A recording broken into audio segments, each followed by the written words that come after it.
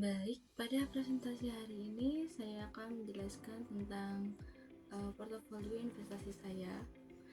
Yang pertama, mari kita bahas detail tentang profil risiko dan juga tujuan portofolio saya.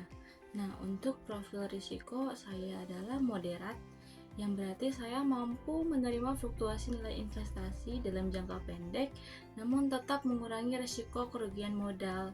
Berdasarkan alokasi aset yang saya miliki, portofolio ini masih didominasi oleh instrumen beresiko rendah hingga menengah seperti pasar uang dan juga obligasi. Dengan demikian, portofolio saya dikategorikan sebagai konservatif.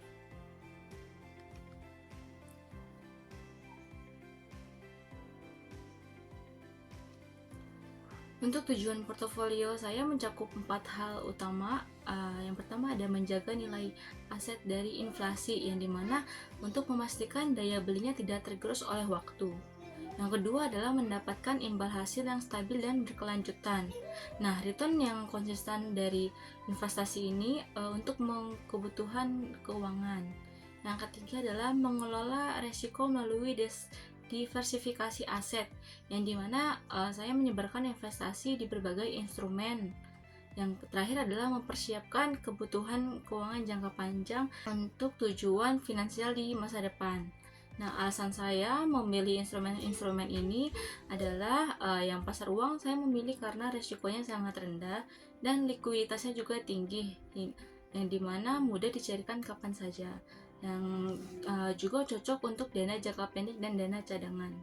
Sedangkan untuk obligasi, saya mempertimbangkannya sebagai returnnya lebih tinggi dibanding pasar uang dan juga resikonya relatif stabil, yang dimana memberikan pendapatan rutin berupa kupon ataupun dividen.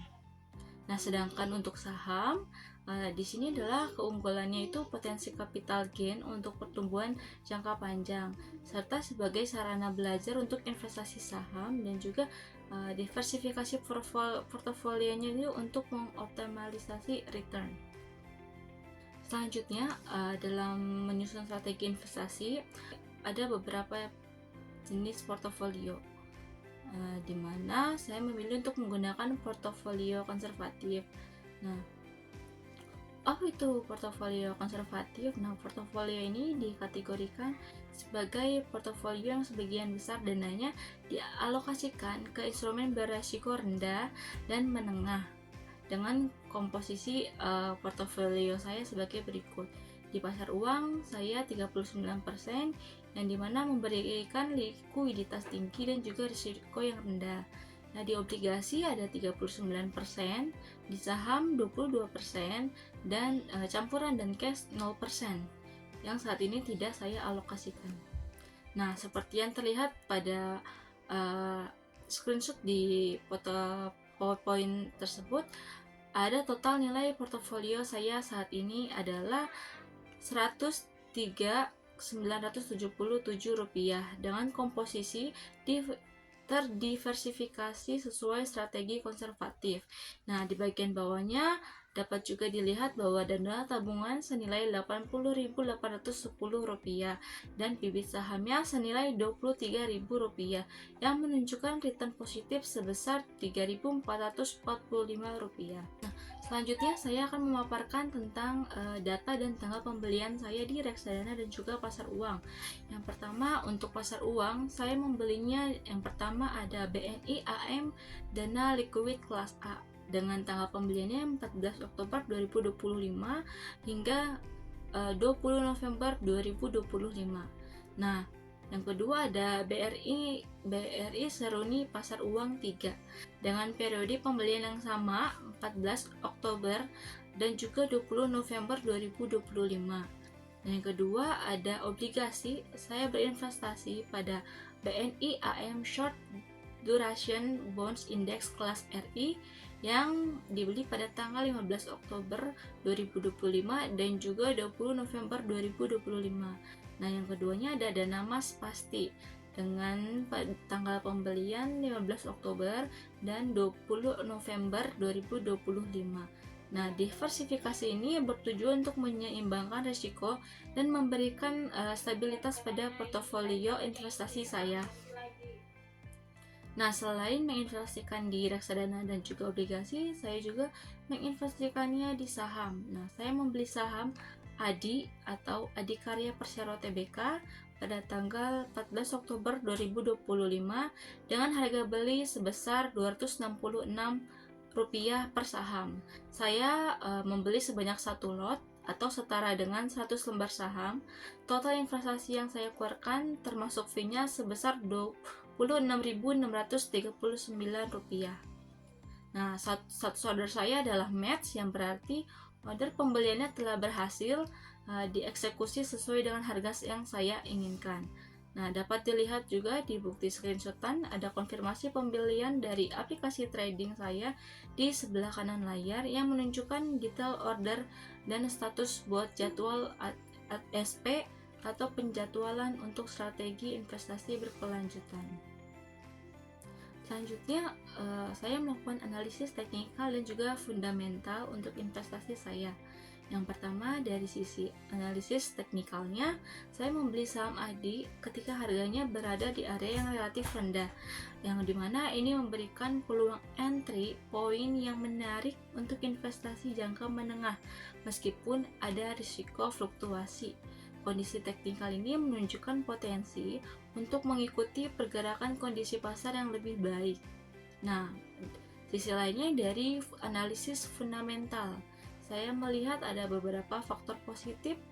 Nah, ADI ini memiliki reksadana dan juga pasar uang dan obligasi yang dinilai dari kualitas manajer investasi. Nah, aset yang dikelola atau AUM-nya dan kinerja historis yang cukup stabil. Nah, sebagai perusahaan BUMN di sektor konstruksi dengan dukungan proyek infrastruktur pemerintah, ADI memiliki prospek pertumbuhan jangka panjang, meskipun tentunya harus tetap memperhatikan kondisi ekonomi mikronya. Selanjutnya adalah penjelasan tentang return portofolio dan juga resiko portofolio. Nah, saat ini total return portofolio saya mencatat minus Rp3.030 atau turun sekitar 2,83%, yang dimana memang ada penurunan. Namun saya akan jelaskan dari mana kerugian ini berasal. Nah, jika kita lihat dari per produknya, dana tabungan saya senilai Rp80.610 justru memberikan keuntungan Rp610. Namun, dari bibit saham saya yang bernilai Rp23.000 mengalami kerugian Rp3.640, yang dimana inilah yang menyebabkan portofolio saya secara keseluruhan merugi. Nah, sedangkan dari sisi resikonya, portofolio saya terdiri dari 3 instrumen dengan tingkat risiko yang berbeda. Yang pertama ada pasar uang yang memiliki resiko rendah sekitar kurang lebih 10% dengan resiko menengah, dan ada obligasi dengan resiko menengah kurang lebih 43%, dan yang terakhir ada saham dengan resiko tinggi kurang lebih 47%. Nah, namun yang perlu saya tekankan, meskipun sahamnya berisiko tinggi, alokasi saya di saham hanya 22% yang dari total seluruh portofolio. Nah, sisanya tersebar di instrumen yang lebih aman, sehingga secara keseluruhan risiko portofolio saya masih dalam kategori rendah hingga menengah atau konservatif. Strategi ini saya pilih karena saya ingin bermain aman sambil tetap membuka peluang untuk pertumbuhan. Baik, sekarang saya akan jelaskan perbedaan dari setiap produk investasi. Nah, yang pertama ada pasar uang. Nah, pasar uang ini merupakan pilihan pertama. Saya menempatkan dana di sini karena resikonya sangat rendah dan return-nya stabil. Meskipun kecil, likuiditasnya tinggi, jadi kapanpun saya butuh dana mendadak, saya bisa mencarikannya dengan cepat. Tujuan saya menempatkan dana di pasar uang adalah sebagai dana darurat dan dana jangka pendek. Jadi keamanan adalah prioritas yang utama. Yang Yang kedua ada obligasi. Obligasi ini merupakan instrumen kedua dalam portofolio saya, yang dimana risikonya masih terkendali di level menengah, tetapi returnnya lebih baik dari pasar uang. Saya juga mendapat pendapatan rutin dan dari kupon obligasinya. Nah, saya pilih obligasi untuk investasi jangka menengah karena saya ingin ada instrumen yang memberikan return lebih baik tetapi tidak terlalu fluktuatif. Yang terakhir ada saham, yang dimana ini merupakan bagian yang paling menantang, dimana memang benar saham saat ini punya saya rugi Rp3.640 dan risikonya tinggi dengan fluktuasi yang cukup besar. Tapi saya tetap memasukkan saham dalam portofolio karena tujuan jangka panjang saya adalah pertumbuhan modal. Selain itu, saya juga melihat investasi saham ini sebagai bagian dari proses belajar yang dimana saya bisa memahami pasar modal. Nah, meskipun saat ini rugi, saya tidak panik karena alokasi saham saya hanya 22%. Jadi tidak terlalu berdampak pada keseluruhan portofolio. Baik, selanjutnya adalah kesimpulan. Nah, sebagai kesimpulan dari presentasi saya hari ini, ada beberapa hal yang ingin saya sampaikan, bahwa saya memahami bahwa setiap instrumen investasi memiliki karakteristik, resiko, dan juga return yang berbeda-beda. Pasar uang ini saya pilih karena stabilitasnya untuk kebutuhan jangka pendek, obligasi memberikan keseimbangan antara risiko dan juga hasil untuk jangka menengah, sedangkan saham meskipun beresiko tinggi, saya pertahankan untuk potensi pertumbuhan jangka panjang. Saya juga merancang portofolio ini dengan strategi diversifikasi agar tetap aman dan terdiversifikasi. Dengan profil risiko yang konservatif, saya merasa lebih nyaman karena tidak mengambil risiko yang terlalu besar, terutama sebagai investor yang masih dalam tahap pembelajaran. Nah, untuk memang benar saat ini return saya masih negatif karena penurunan nilai saham, tapi saya tidak khawatir berlebihan. Justru diversifikasi ini melindungi saya dari kerugian yang lebih besar. Sekian presentasi dari saya. Audio Jungle.